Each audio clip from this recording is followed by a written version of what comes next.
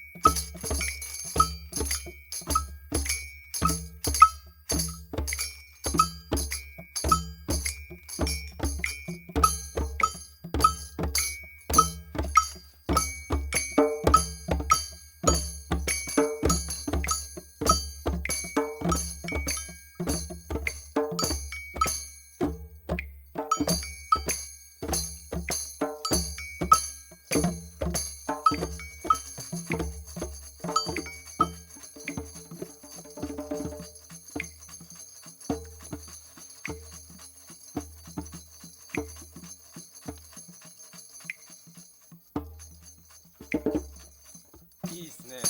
いや、よかったね。なかなかよかったね。いいセッションだな。なかなかよかったね。だんだん良くなってきたね。やっぱり最初ダサいなと思ってたけど、最初って今日じゃなくて、最初の頃やった時ね、そうですよ。ただ叩いてるだけだったけど、なんかこう、まあ、参加してる感じがあるね。毎年上達がやっぱ最後の日はすごいですよね。藤原君くらいですと。わかる叫んでね。